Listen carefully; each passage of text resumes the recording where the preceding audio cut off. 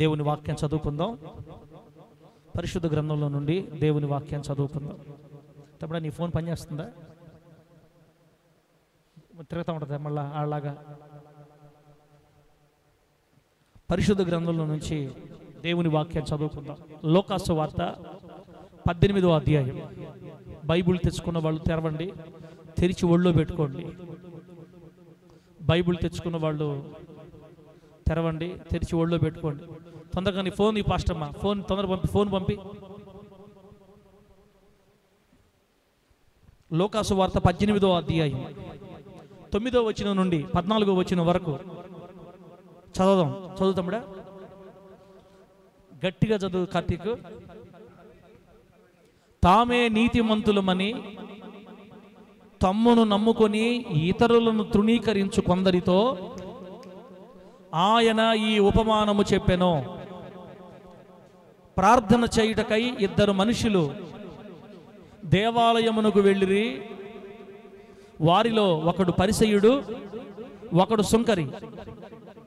పరిసయ్యుడు నిలువబడి, దేవా, నేను చోరులను, అన్యాయస్తులను, వ్యభిచారులనైనా ఇతర మనుష్యుల వలెనైనను ఈ సుంకరి వలెనైనను ఉన్ననందుకు నీకు కృతజ్ఞతాస్తుతులు చెల్లించుచున్నాను.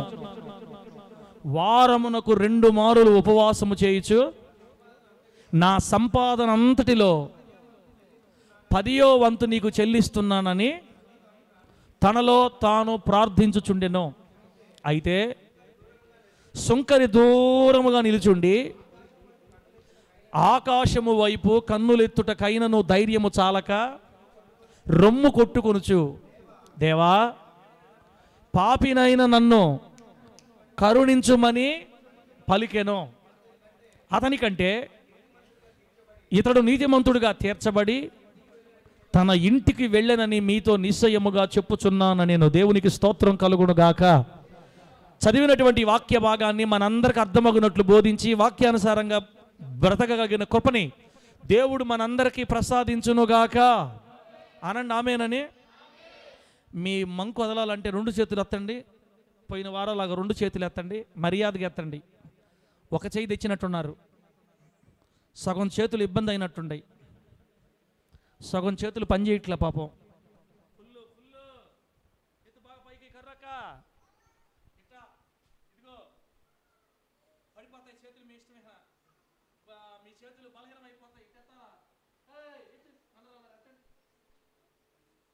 అలాగే ఎత్తిపెట్టి హల్లెలూయా హల్లెలూయా అని ఆపకుండా చెప్పండి.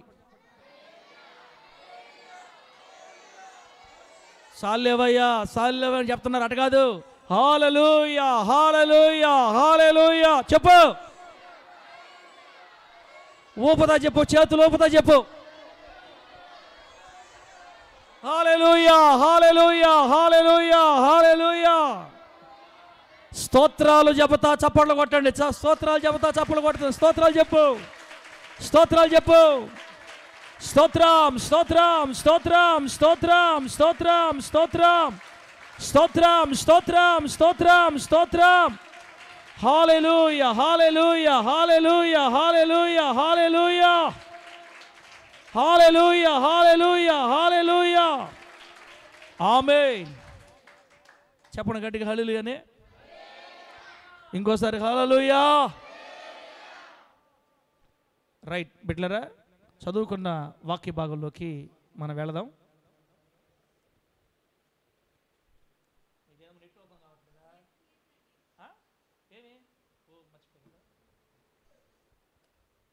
దేవుని బిడ్డలారా, చదవబడినటువంటి వాక్య భాగంలోకి వెళ్ళి మనం దేవుని వాక్యాన్ని ధ్యానం చేద్దాం.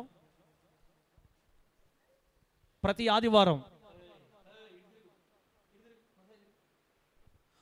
ఆదివారం పరిశుద్ధాత్మ దేవుడు మనకి ఎవరో ఒకరిని చూపించి వారి ద్వారా మన జీవితాన్ని సరిచేయటానికి ఇష్టపడుతున్నాడు.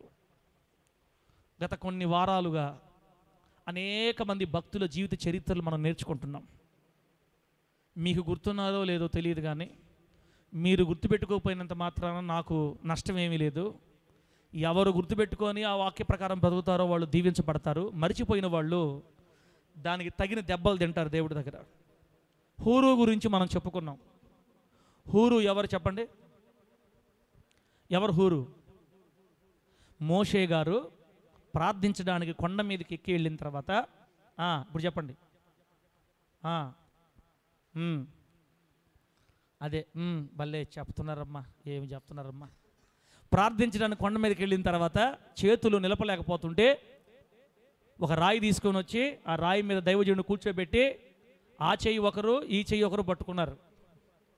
అవతల వ్యక్తి ఏమో అహరోను, యువతల వ్యక్తి ఏమో హూరు. దైవజనుని కుడి చేతిగా భారాన్ని మోసిన హూరు. ఇజ్రాయేలీలు విగ్రహారాధన చేయకుండా అడ్డుకున్నవాడు, ఇజ్రాయేలీలు విగ్రహారాధన ఆపినవాడు, దైవజనునికి లోబడి సొంత మేనల్లుడు, మోషే గారి మేనల్లుడు, కాలేబు మిరియాముల కుమారుడు అనమాట. మర్చిపోయారు. మర్చిపోయినందుకు దేవుని మహిమ కలుగునుగాక. ఆ తర్వాత ఇంకెంతమంది గురించి చెప్పుకున్నాం మనం? చెప్పండి.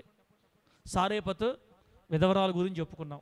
అన్నిటికంటే ఫస్ట్ ఐతుకు గురించి చెప్పుకున్నాం. ఐతుకు ఎవరు? సుబ్బారావా? ఎవరు ఐతుకు? పౌలు గారు మేడ మీద వాక్యం చెప్తా ఉంటే కిటికీలో కూర్చొని తూగి డమేలని కింద పడి చచ్చిపోయాడు. చచ్చిపోయిన వ్యక్తిని మరలా దేవుడు బతికించాడు. చాలా చెప్పుకున్నాం కదా. ఇంకా చెప్పండి, గుర్తొచ్చి చెప్పండి. బెసలేలు, అహోలియాబు దేవుని మందిర పని కొరకు దేవుడు ఏర్పరచుకున్న జ్ఞానవంతుడు. హూరు మనవడు అన్నమాట. బెసలేలు, అహోలియాబు గురించి నేర్చుకున్నాం. నువ్వే చెప్పలేకపోతున్నావు సార్, మమ్మల్ని అడుగుతున్నావా అని చూస్తున్నారు మీరు. నా సాయి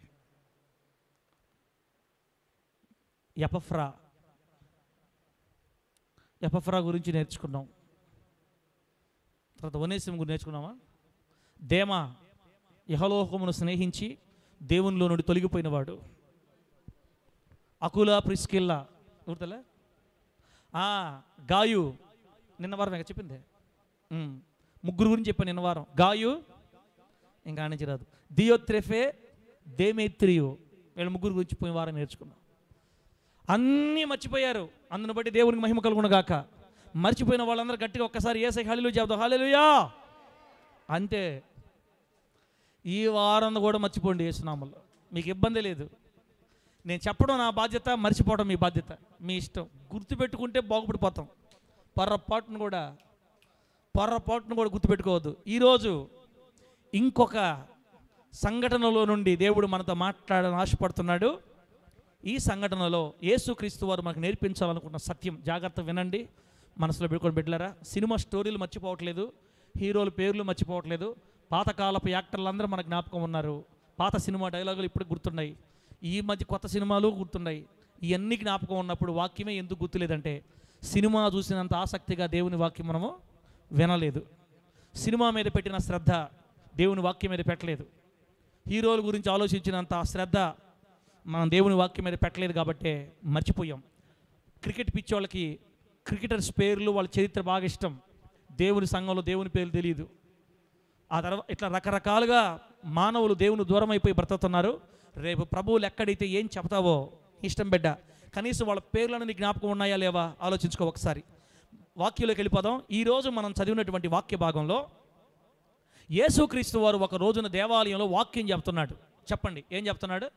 వాక్యం బోధిస్తున్నాడు. ఎలాగే వాక్యం బోధిస్తూ ఉండగా ఆయన ఎందుకో ఒక చిన్న కథ జరగని దాన్ని జరిగినట్టుగా ఉపమాన రూపంలో చెప్పాడు అనమాట. ఇది నిజంగా జరగలేదు, జరిగినట్టు చెప్పాడు ఆయన. అయినా జరగకపోయినా జరిగినట్టు చెప్పినా యేసయ్య నోట్లో నుంచి వచ్చే ప్రతి మాట మనకు ఏదో ఒకటి నేర్పిస్తుంది. దేవుడికి స్తోత్రం కలుగునుగాక. చెప్పండి గట్టిగా హల్లెలూయా. ఆ వాక్యంలో ఆయన ఒక చిన్న ఉపమానాన్ని చెప్పాడు. ఎవరి కోసం చెప్పాడంటే, తనను తామే నీతిమంతులు అనుకుంటూ, నేనే నీతిమంతుని అనుకొని తామే నీతిమంతులు అనుకొని ఇతరులను తృణీకరించే మనస్సాక్షి కలిగిన కొందరితో ఈ ఉపమానం చెప్పాడనమాట. బాగా వినండి. యేసుక్రీస్తు వారు ఈ ఉపమానం ఎవరి కోసం చెప్పారంటే కరుణక కోసం కాదు. ఈ ఉపమానం ఎవరి కోసం చెప్పారు? మేమే నీతిమంతులు అనుకొని ఇతరుల్లో ఉన్న లోపాలను బట్టి వారిని తృణీకరిస్తూ ఉంటారే, తామే నీతిమంతులు అనుకొని ఇతరులను తృణీకరించు కొందరితో ఈ ఉపమానం యేసుక్రీస్తు వారు చెప్పారు. ఈ ఉపమానంలో యేసయ్య మనకి ఇద్దరిని పరిచయం చేస్తాడు. వారిలో మొదట ఆయన పరిసయ్యుడు. అనండి, ఎవరైనా ప్రభుదాస్?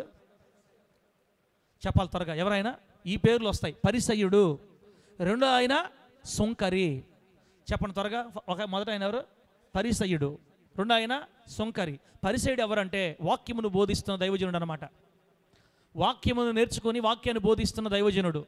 ఆ రోజుల్లో యేసుక్రీస్తు వారి దినాల్లో పరిసయ్యులు దేవుని ధర్మశాస్త్రాన్ని క్షుణ్ణంగా అధ్యయనం చేసి ప్రజలకు బోధించేవాళ్ళు పరిసయ్యులు అంటే.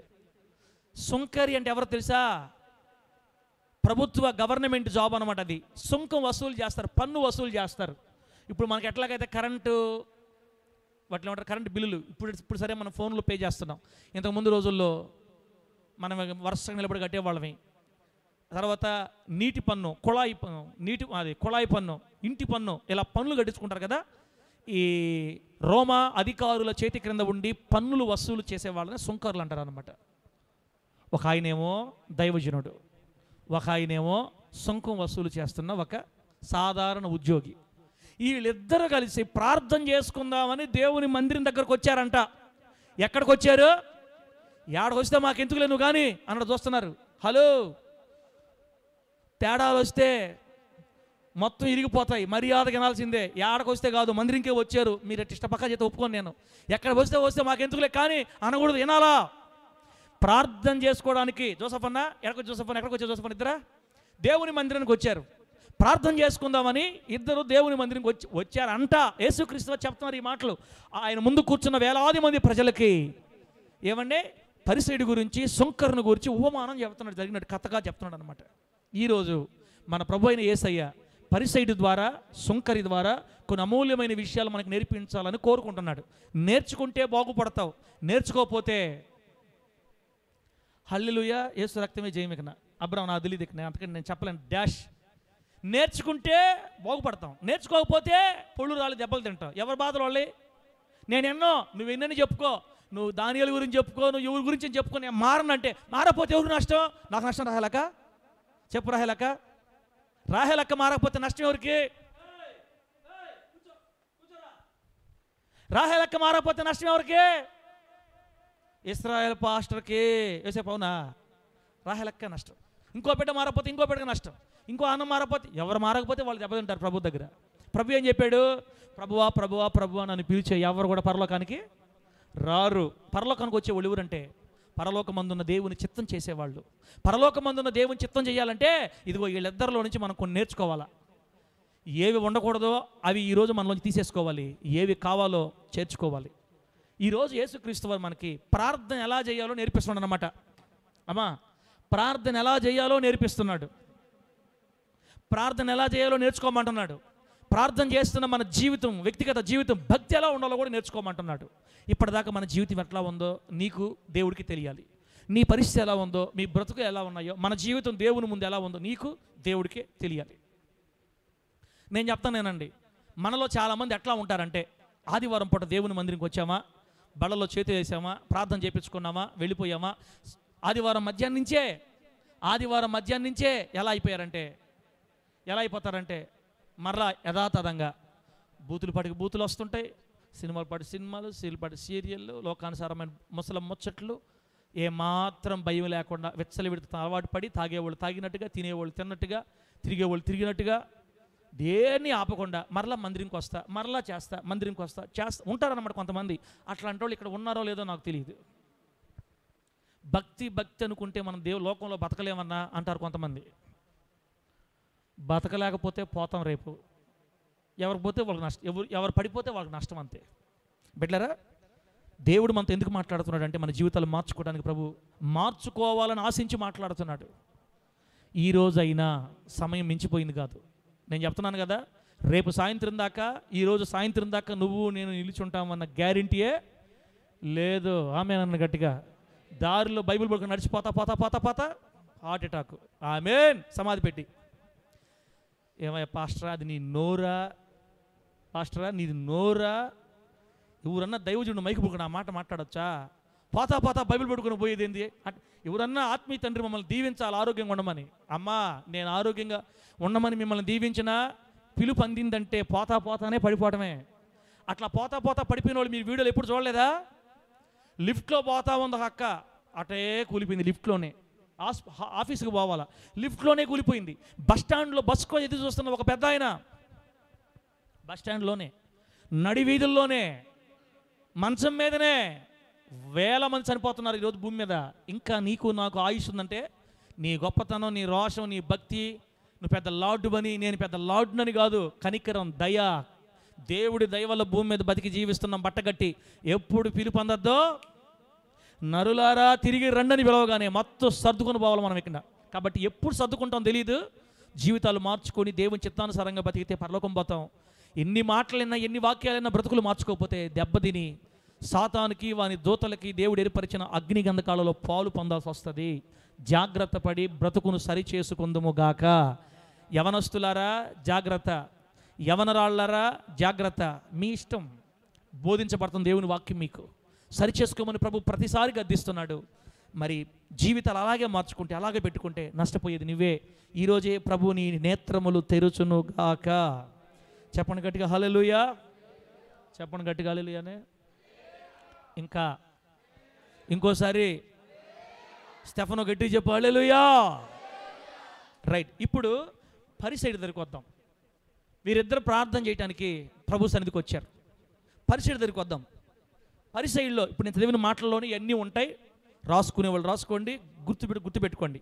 పరిసైడ్ అంటే వాక్యానికి క్షుణ్ణంగా ఎరిగిన దైవజనుడు ప్రార్థన చేస్తున్న మందిరంలోకి వచ్చి. బిడ్డలారా, ఈ పరిసైడ్ మనస్సాక్షి దేవుడు రాయించాడు. ఒకటి ఏంటంటే, ఫస్ట్ నెంబర్ 1, తానే నీతిమంతుడని అనుకుంటూ ఇతరులను తృణీకరించే బుద్ధి ఉంది ఎవరిలో? పాస్టర్లో, వాక్యం చెప్పే దైవజనుల్లో.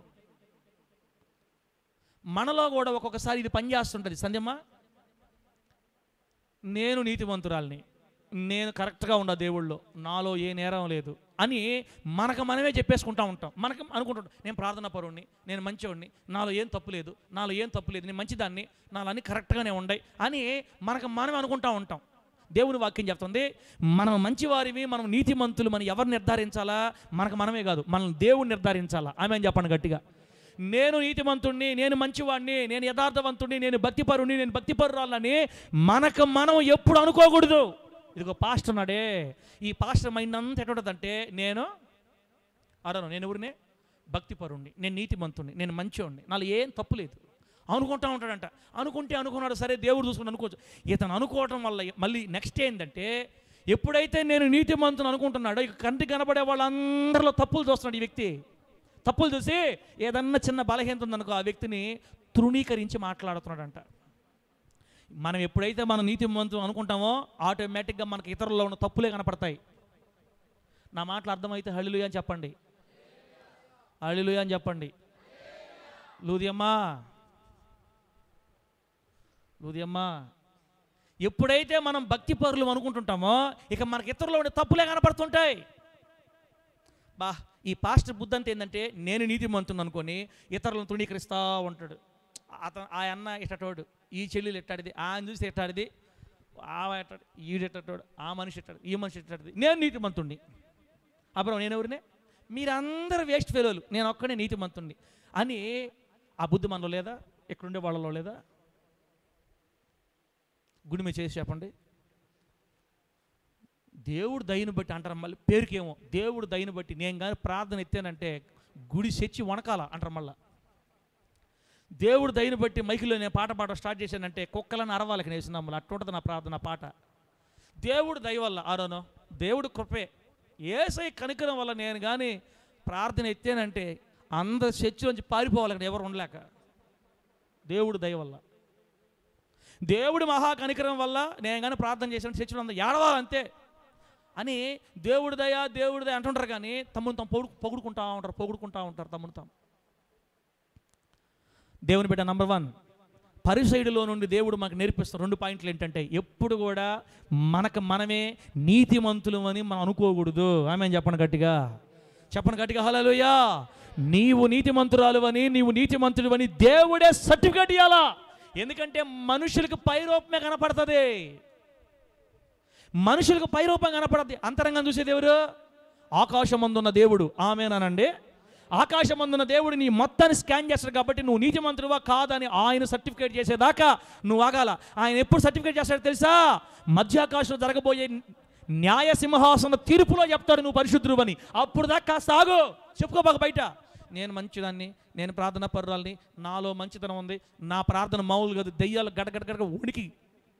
ఒక ఆయన చెప్తున్నాడు, నేను కానీ ప్రార్థన చేసే దెయ్యాలు పాస పోసుకుంటాయి. అబ్బో, దెయ్యాలు పాస పోస్తాయన్న సంగతి కూడా ఈయన చెప్పేస్తున్నాడు. జోసఫనా ఆ బెదరగాని ప్రార్థన చేసి దెయ్యాలు పాస్ పోసుకుంటాయంట.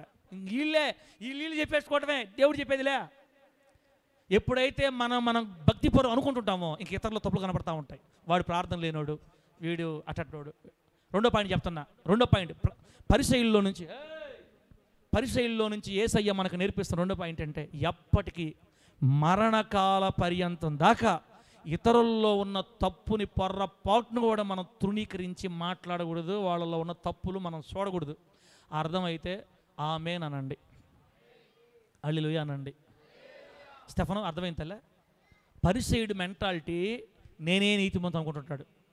పరిసయ్యుడి మెంటాలిటీ ఎప్పుడు ఇతరుల లోపాలు చూపిస్తూ తృణీకరిస్తూ మాట్లాడుతూ ఉంటాడు. వాడిట్ట, వీడిట్ట, ఈమెట్ట, ఆమెట్ట, ఆమె జీవితం ఇది, వీడి జీవితం ఇది, ఆ పిల్ల జీవితం ఇది, ఆ ముసలిదాని జీవితం ఇది.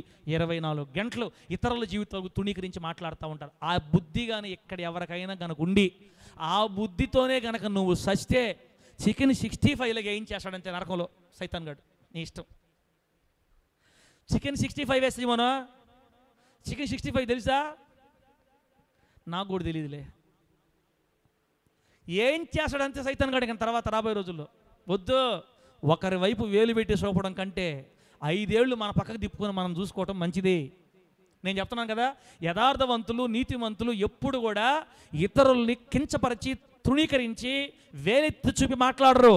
భక్తిపరులు అసలు నీ మనసులో ఏ ఒకరి మీద వాళ్ళ తప్పు చూస్తున్నావంటే నువ్వు భక్తిపరుడు కానే కాదని అర్థం. అసలు నీలో భక్తి ఉంటే ఇతరుల వైపు అసలు నువ్వు చూడవు. ప్రభువా, నాది గడుక్కునే లేకే సరిపోద్ది నా జీవితం, నాకు ఇతరులు ఎందుకయ్యా అనుకుంటాం మామూలుగా. కొంతమంది చూడండి, లాజరు ఏడే ఉండవా, గొలవీధిలో ఉండవా చెప్పు. లాజరు కొంతమంది ఏం చేస్తారంటే, అగో ఆ మిట్ట, ఈ మిట్ట, సంతోషం మిట్ట, ప్రసన్నం మిట్ట, పరిపూర్ణం మిట్ట, ఆ అమ్మిట్ట, ఈ అమ్మిట్ట, ఓడిట్ట. ఎందుకే తల్లి, ఇప్పటికే అయిపోయింది, ఇంకా ఎందుకు నెత్తి మీద తెచ్చుకుంటావు నువ్వు? మారు ఇప్పుడైనా.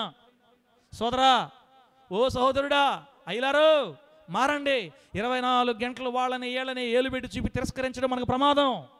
అది పరిశుద్ధాత్మ శక్తి చేత నడిపించబడే వాళ్ళు చేసే పని కాదు.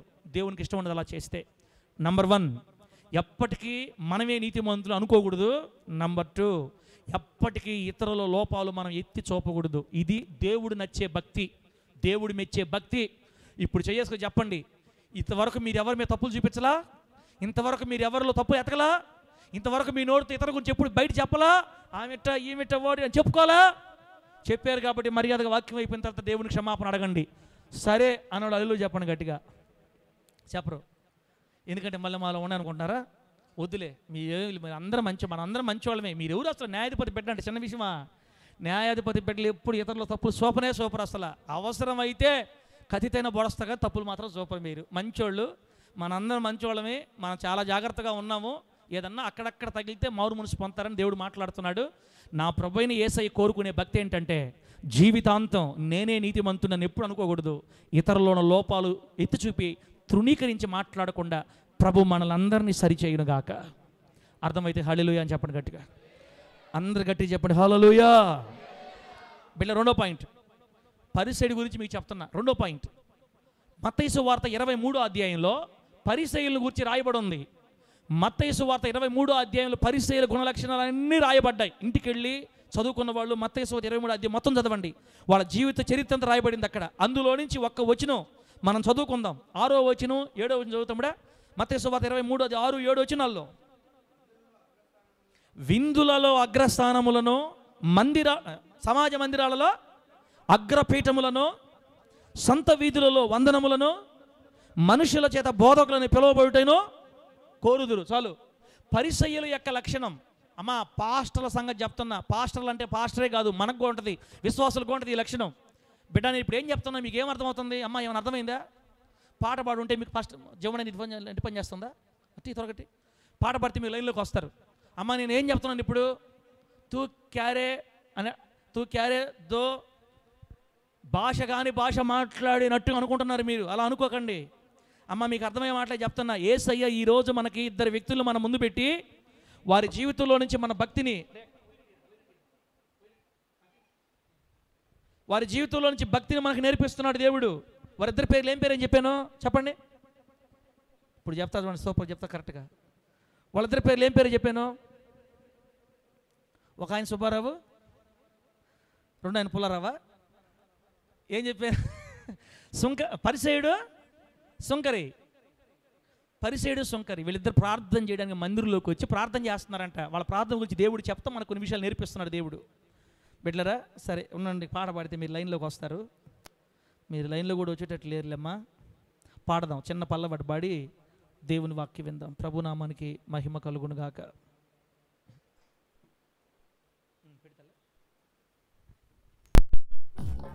స్తోత్ర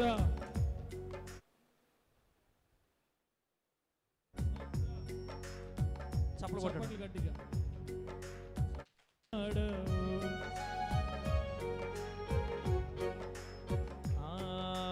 మహాఘనత స్తుతి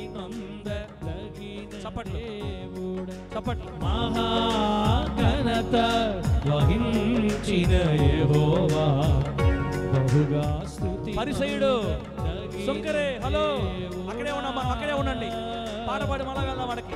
చప్పట్లు. దేవునికి స్తోత్ర. కూర్చునేటప్పుడే ముందుకు జరుగు కూర్చోండి బిడ్డలారా. కూర్చునేటప్పుడే ముందు జరుగు కూర్చోండి.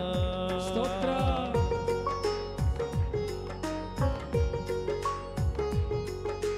గ్లోరీ.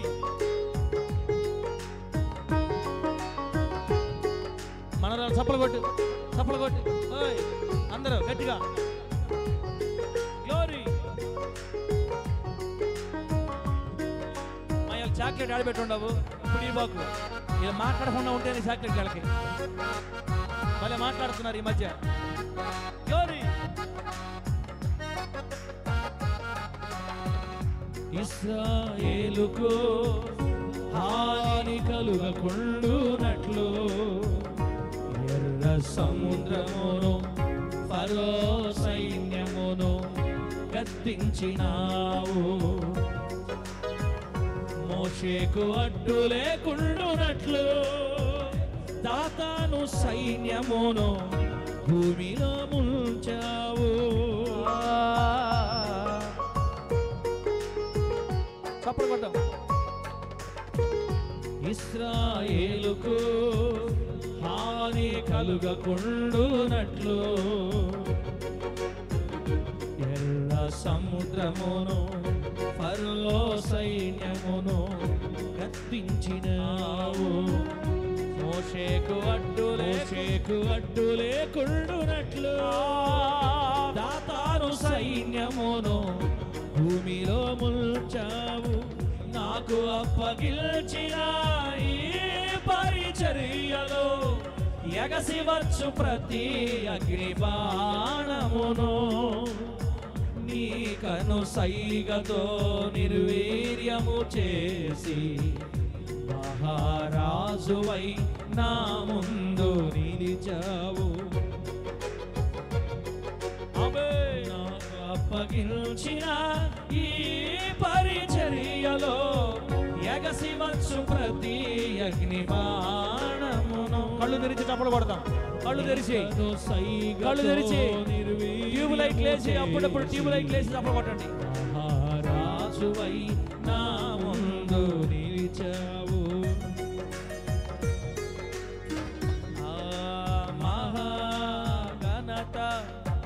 ఘనత స్తోత్ర. రాజా రాజా యేసు రాజా రాజా యేసు రాజా రాజా యేసు రాజా రాజా రాజా యేసు రాజా రాజా యేసు రాజా రాజా. ఎట్లుండాలి హుషారుగా? రాజా రాజా యేసు రాజా రాజా యేసు రాజా రాజా యేసు రాజా.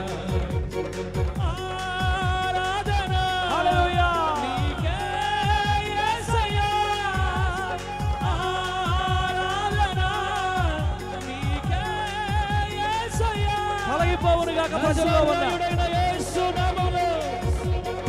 ప్రజలలో ఉన్న నీరసం పరిపాలించును గాక.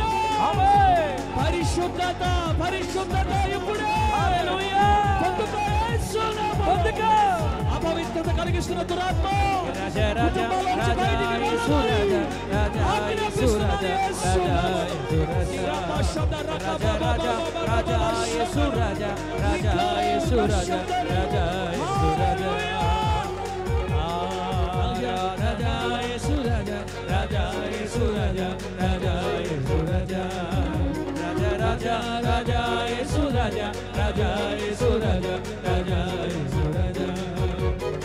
ఆరాధనా నీకే యేసయ్యా. ఆరాధనా నీకే యేసయ్యా. స్తుతి ఆరాధనా నీకే యేసయ్యా. ఆమేన్ ఆమేన్ ఆమేన్ ఆమేన్. దేవుని శక్తి చురుకుదనం మిమ్మల్ని ఆవరించును గాక. దేవుని శక్తి చురుకుదనం మిమ్మల్ని ఆవరించును గాక. చురుకుదనం మిమ్మల్ని ఆవరించును గాక. యేసయ్యా యేసయ్యా యేసయ్యా యేసయ్యా యేసయ్యా యేసయ్యా. హల్లెలూయా హల్లెలూయా హల్లెలూయా హల్లెలూయా హల్లెలూయా. Shamari baba baba baba shamaka baba baba shamari rikau shamari baba baba baba shamari.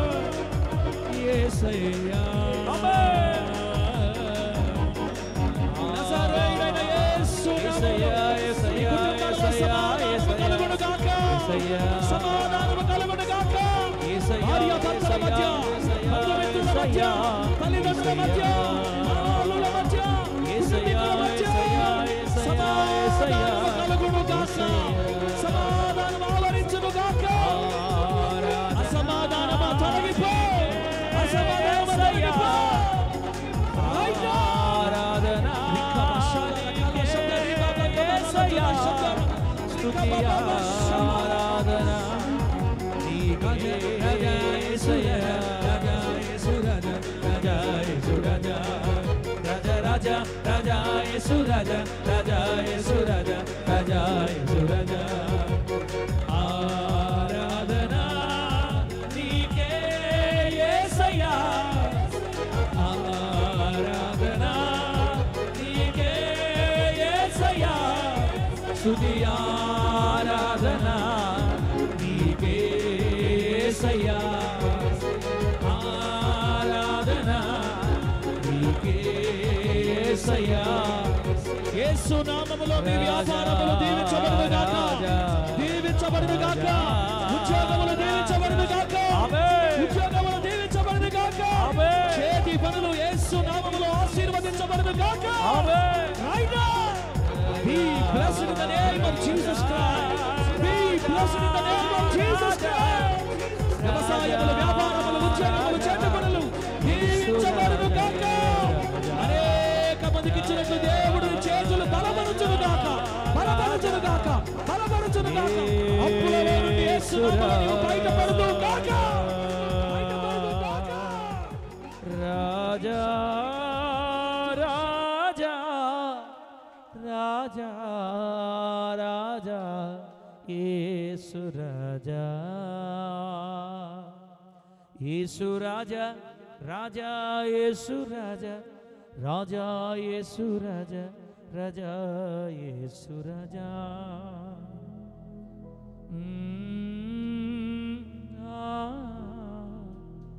రాజా రాజా యేసు రాజా.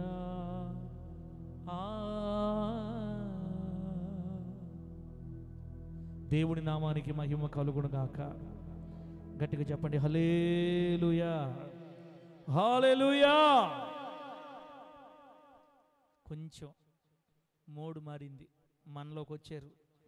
సాలికనా చెప్పాల్సింది చాలా ఉంది, టైంకే ముగిచ్చేస్తాను.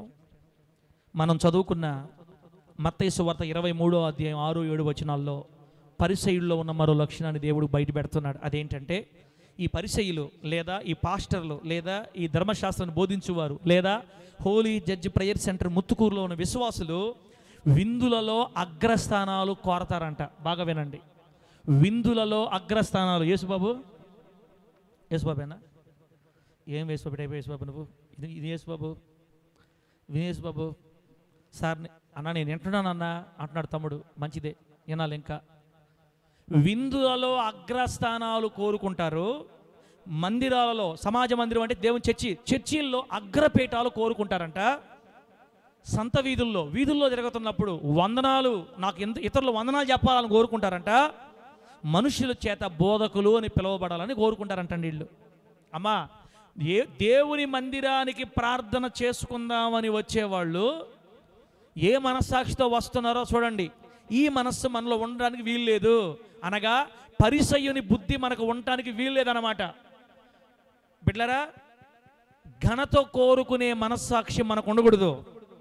విందులలో పెళ్ళికి పోయాం అనుకోండి, ఓకే మీకు అర్థమయ్యేదానికి.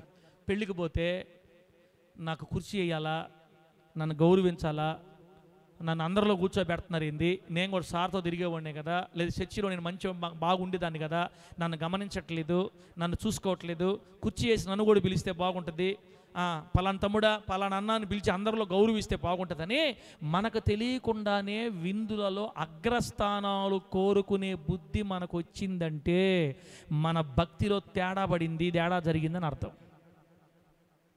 అందుకే యేసుక్రీస్తు వారు ఏం చెప్పారంటే, ఎక్కడైనా విందుకు నువ్వు పోయినప్పుడు వెనక కూర్చోమని చెప్తున్నాడు. చెప్పాడు యేసయ్యే.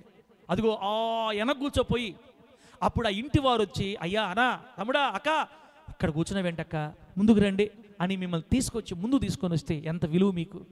కొంతమంది నేరుగా వచ్చి ముందు కూర్చుంటే ఆ ఇంటి వారికి ఎవరైనా బంధువులు రక్త సంబంధులు వచ్చినప్పుడు అన్న కొంచెం వెనక జరిగి కూర్చోండి అన్న, వీళ్ళు ముందు కూర్చుంటారంటే అది దరిద్రం, అవమానం మనకి.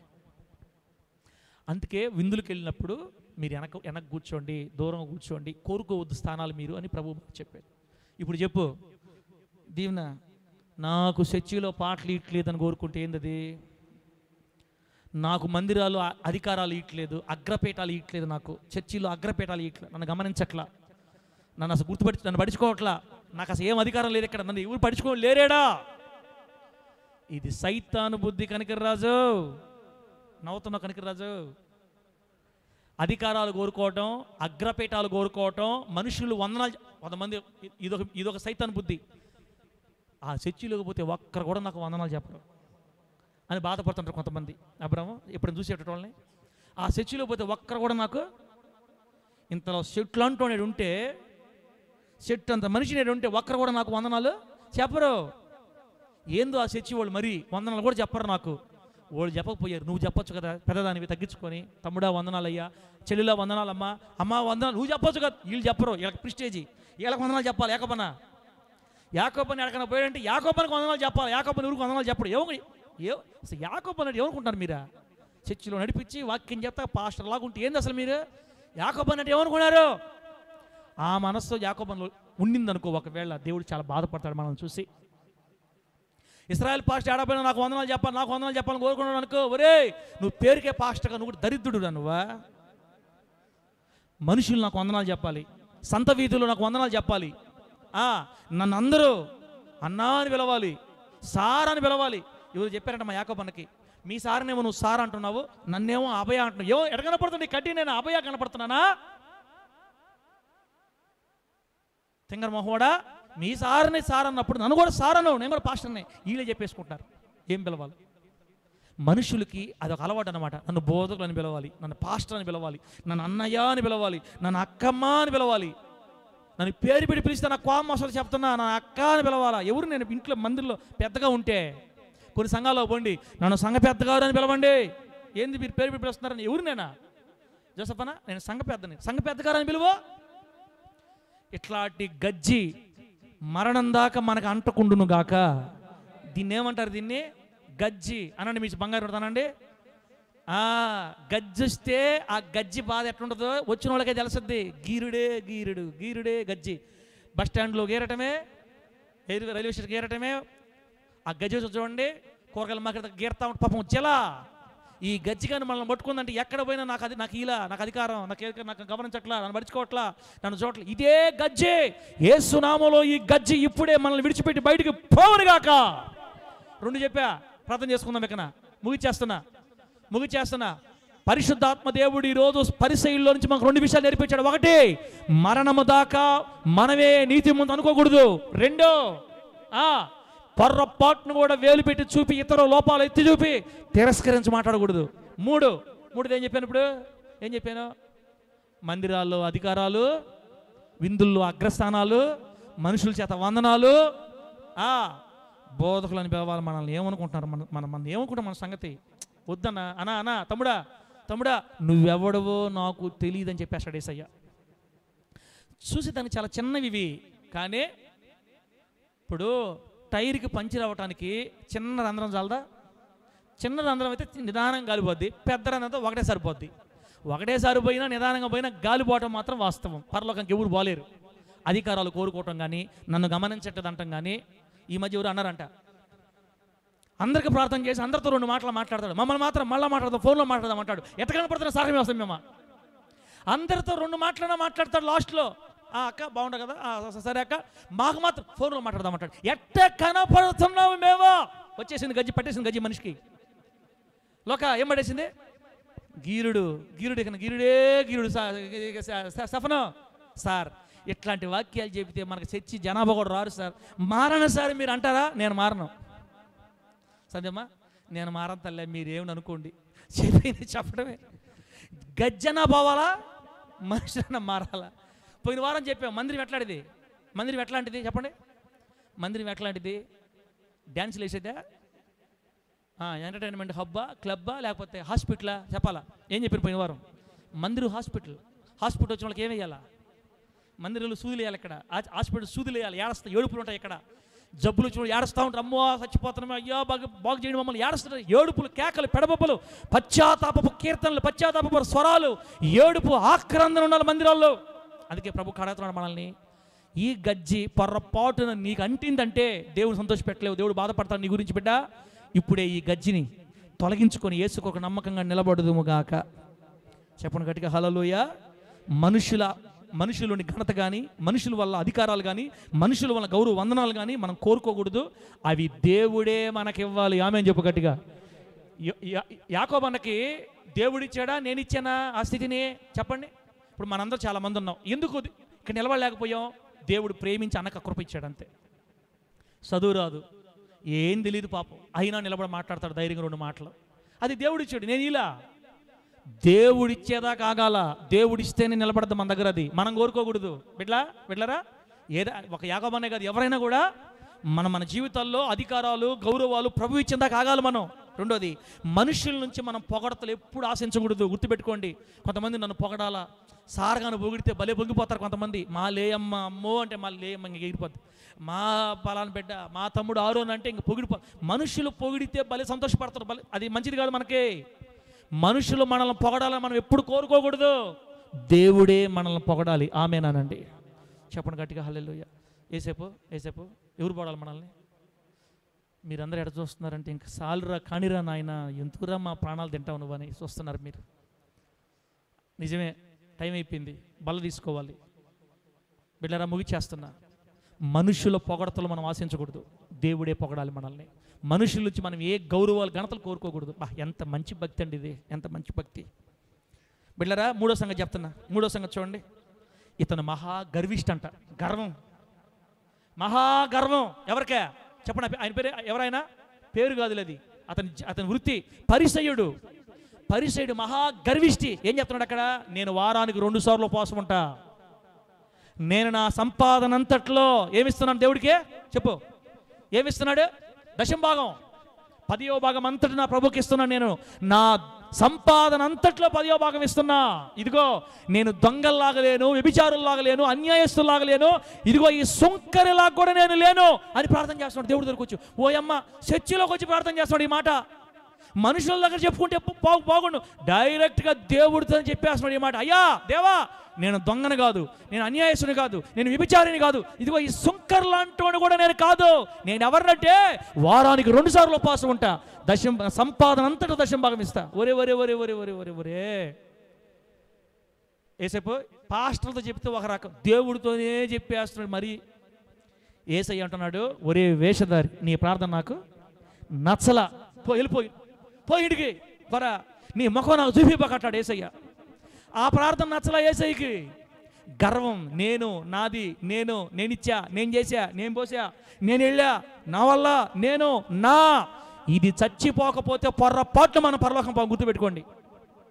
ఈరోజే దేవుని మందిరంలో నేను, నాది, నా, చేశాను, వచ్చాను, పోయాను, జరిగింది నా వల్ల, ఈ మాటలు మన జీవితంలో చచ్చిపోవునుగాక. ఇందాక చెప్పే గజ్జి అంటే ఏంది? అదేంది గజ్జి అంటే ఏంది? అధికారాలు కోరుకోవటం. చందన, అధికారాలు కోరుకోవటం, నన్ను గౌరవించాలా, నాకు వందనాలు చెప్పాలా, నన్ను చూడాలా, నన్ను పొగడాలా, నా రంగు చూడాలా, ఇది గజ్జి. ఇప్పుడు నేను ఇచ్చాను, నేను చేశాను, నా వల్ల జరిగింది, నా వల్ల అయింది, దీనికి ఏం పేరు పెడదాం? ఎయిడ్స్ అని పెడదామా? ఏం పేరు పెట్టాలి నాకు తెలియట్లా.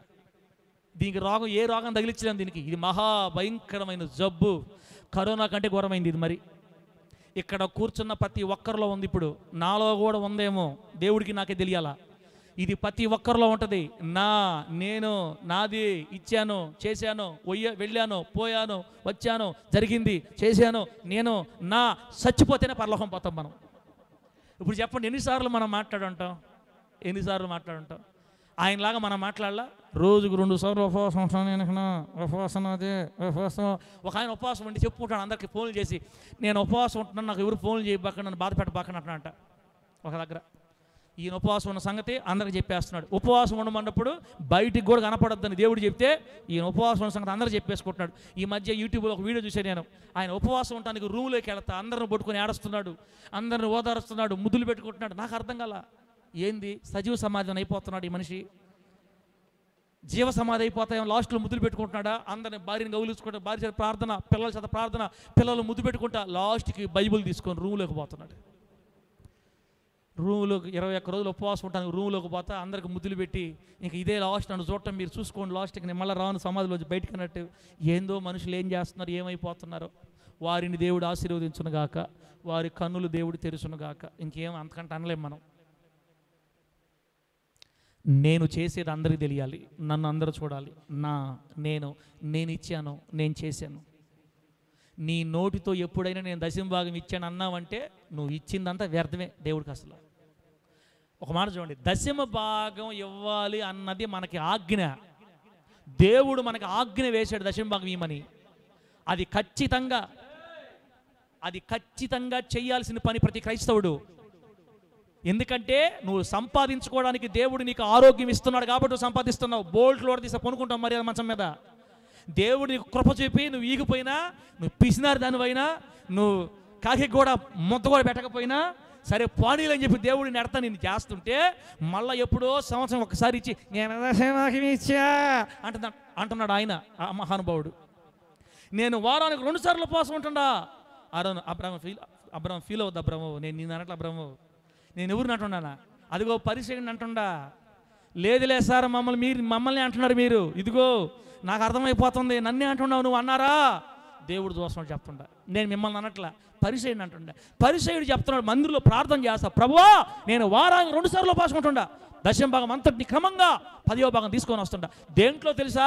సోపులో జీలకర్రలో కూడా దశమ భాగం తెస్తున్నా నేను. సోపులో, జీలకర్రలో, కూరగాయల్లో, బియ్యంలో. మంచిదే, నా చూడ మంచి భక్తి పడే పాపం, పాస్టర్ కదా బాగా భక్తిలో ఉన్నాడు, ఉపవాసం ఉంటాడు, అన్నీ ఉన్నాయి. కానీ గజ్జి కంటే ప్రమాదకరమైన జబ్బు పట్టుకుంది ఇతన్ని. నాది, నేను చేశాను, నా వల్ల, నీ వల్ల. నా ప్రియమైన బిడ్డలారా, మనం చేసే భక్తి ఎప్పుడు మన నోటితో మనం బయటికి చెప్పుకోకుండా ఉండే కృప మనకు కావాలి. నువ్వు దశమ భాగం దేవుడికి ఇస్తున్నావు అన్న సంగతి నీకు దేవుడికి తప్ప, సేవకుడు తప్ప ఇంకొకరికే తెలియకూడదు, చెప్పుకోకూడదు మన నోటితో. నేను అసలు దశమ భాగం ఇవ్వాలనేది దేవుని ఆజ్ఞ, అది మనం ఖచ్చితంగా చేయాల్సిన పని. దేవుడు చేయమన్న దాన్ని చేసి కూడా దాన్ని మళ్ళీ గొప్పగా చెప్పుకుంటాం. అసలు గొప్ప ఏముంది? దశమ భాగం కూడా గొప్ప ఏముంది? నాకు అర్థం కాల. దేవుడికి 1000 రూపాయలు ఇస్తే దేవుడు ఇచ్చాడు కాబట్టి 100 రూపాయలు ఇస్తున్నాం. దేవుడికి అది పెద్ద గొప్పతనమా? అది పెద్ద బిల్డప్పా? మండప ఏదో ఇచ్చినట్టుగా, మన కష్టం ఏదో ఇచ్చినట్టుగా. దేవుడు నొట్టు తిప్పితే మంచం మీద పనుకొని దేని పని లేకుండా అయిపోతాం.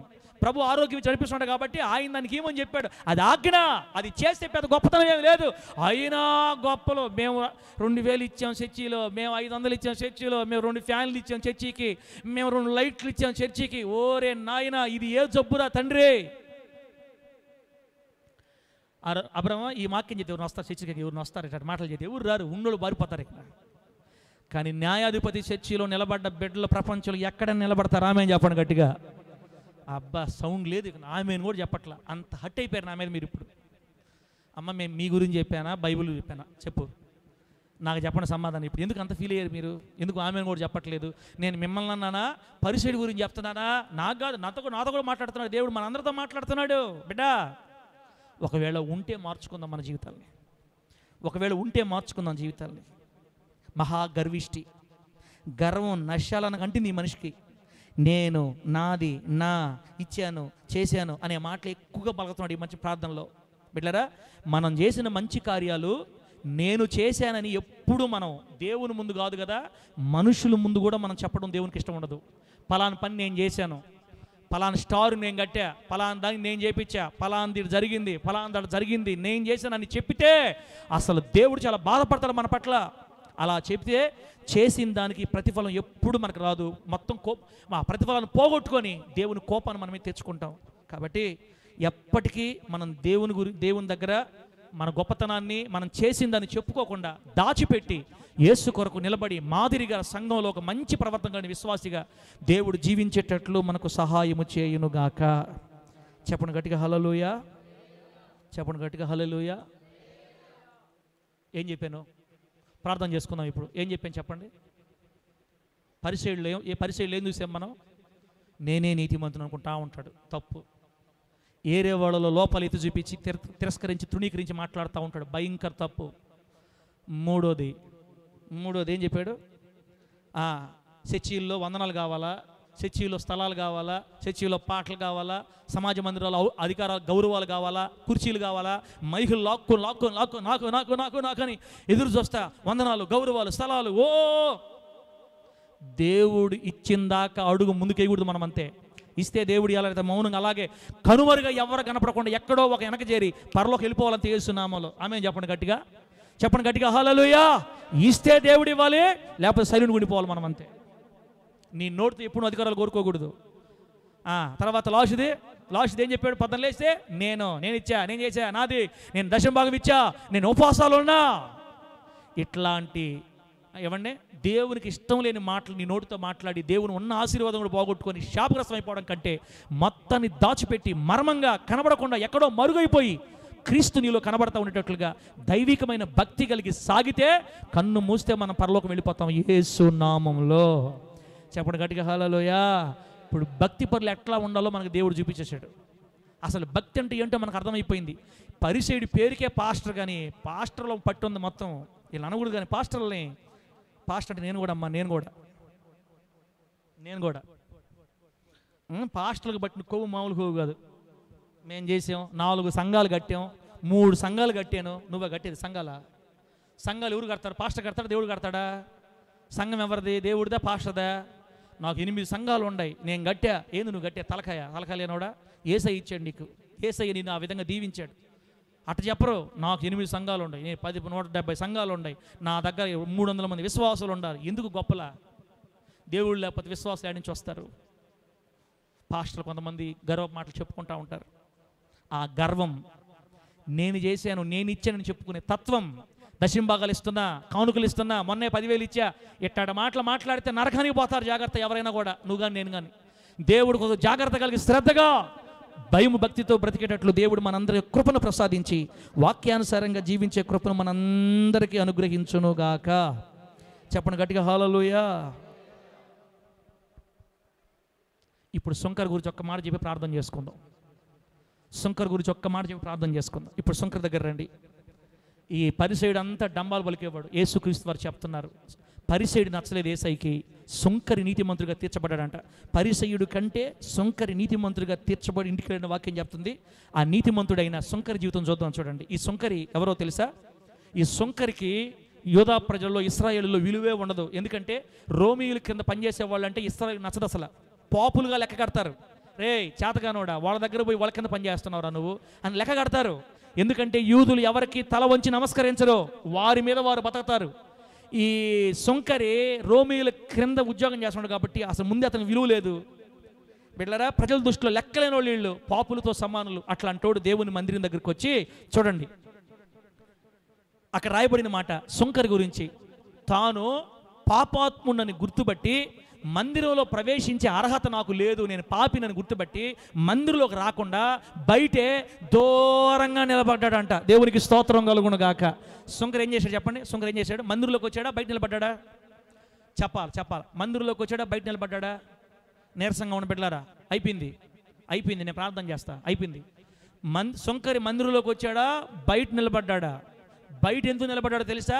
పరిశుద్ధుడైన దేవుని సన్నిధిలోకి పోవడానికి నాకు అధికారం లేదు, ఎందుకంటే నేను అన్యాయంగా సంపాదించుకుంటున్నా. ప్రభుత్వం వాళ్ళకి కొంత దండం అంటే నేను ఎక్స్ట్రా దండి అన్యాయంగా అక్రమంగా సంపాదించుకుంటున్నాను. అసలు నేను నీతిమంతుడే కాదు, నేను పాపినే. ఆయన సన్నిధిలో అడుగు పెట్టగా నాకు అసలు అధికారమే లేదు. పాపాత్మునే నాకు ఆయన మందులపై అధికారం ఉందా అని మందులకు రాకుండా దూరంగా నిలబడ్డాడంట. అబ్బా, ఇప్పుడు మందిరంలోకి వచ్చి ప్రార్థన చేసే పాస్టర్ మంచోడయ్యాడా దేవుడి దృష్టికి? నాకు అసలు అర్హతే లేదురా నాయన, నేను పాపినని తనను తానే నిందించుకుంటున్నటువంటి అదిగో ఆ సుంకరి నచ్చాడా దేవుడికి. అందుకే ఎప్పుడైనా మనం ప్రార్థనలో కూర్చున్నప్పుడు ముందు మన తప్పులు తీయాలి బయటికి. ఎక్కడ మనం పొరపాట్లు చేసామో, ఎక్కడ పడిపోయామో వాటిని తీయాలి బయటికి. వాటి గురించి ప్రభు దగ్గర అడగాలి, ఏడవాలి, ఒప్పుకోవాలి, విడిచిపెట్టాలి. అప్పుడు దేవుడికి నీ ప్రార్థన నచ్చద్ది. వేషధారుల్లాగా దేవుని దగ్గరకు వచ్చి ఏం తప్పు చేయనట్టుగా ప్రార్థన చేస్తుంటారు కొంతమంది. బిడ్డ, అట్లా ఉండకూడదు మనం. సుంకరి దేవుని మందిరంలోనికి రాలేక దూరంగా నిలబడ్డాడు. ఇప్పుడు చూడండి, సుంకరులోంచి మనం నేర్చుకోవాల్సింది ఏంటంటే ఎప్పుడు కూడా నేను నీతిమంతుడు అనుకోకూడదు, నేను పాపిని అనుకోవాలి మనం చచ్చిపోయిన దాకా. ఆమె చెప్పండి, ఎవరు మనము? జన్మ పాపులమి, కర్మ పాపులమి. యేసు రక్తమే మనల్ని కడిగి పరిశుద్ధపరిచిందంతే. మన భక్తి, మన ప్రార్థన, మన నీతిమంతులం కాదు.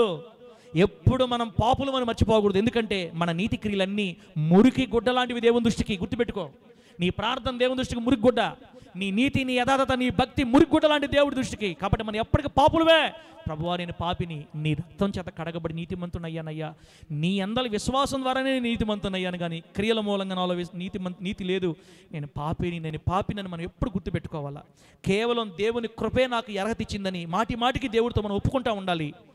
మునుపు పాపంలో ఉండి దూరస్తులుగా ఉన్న మనల్ని యేసు రక్తమే ఆయనకి దగ్గరగా చేసిందని ఎప్పటికీ మర్చిపోకుండా, నీ కృపే నన్ను నీకు దగ్గరగా చేసింది, నీ రక్తమే నన్ను నీతిమంతుడిగా మార్చింది, నీ వల్లే నేను నీతిమంతునయ్యాను, నేను పాపిని ప్రభువా అని ఎప్పుడు తనను తాను ఒప్పుకుంటూ దేవుని సన్నిధిలో ప్రార్థన చేసేవాడే దేవుడి దృష్టిలో నీతిమంతుడు.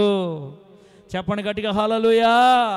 దేవుడి దృష్టిలో మనం నీతిమంతులు అవ్వాలంటే 24 గంటలు నేను పాపిని ప్రభువా, నేను దోషిని ప్రభువా, నీ దయ వల్ల నీతిమంతునయ్యాను, నీ రక్తం వల్ల నీతి. ఇట్లా చెప్పాలా. పరిశుద్ధుడు ఏం చెప్తున్నాడు అక్కడ? అబ్రహాం పరిశుద్ధుడు ఏం చెప్తున్నాడు అక్కడ? నేను నీతిమంతుణ్ణి, నేనే నీతిమంతుణ్ణి, అందరూ దొంగలే, నేను ఒక్కనే సూపర్ అంటున్నాడు. ఇక్కడ సుంకరి ఏమంటున్నాడు? నేను పాపిని ప్రభువా, నీ మందిరంలోకి వచ్చే అర్హత కూడా నాకు లేదయ్యా, దూరంగా నిలబడిపోయాడు. అందుకే సుంకరి దేవుడికి నచ్చాడు. సుంకరి ప్రార్థన దేవునికి నచ్చింది. పరిసైడి కంటే సుంకరిని దేవుడు నీతిమంతుడిగా తీర్చాడు. దేవునికి స్తోత్రం కలుగునుగాక.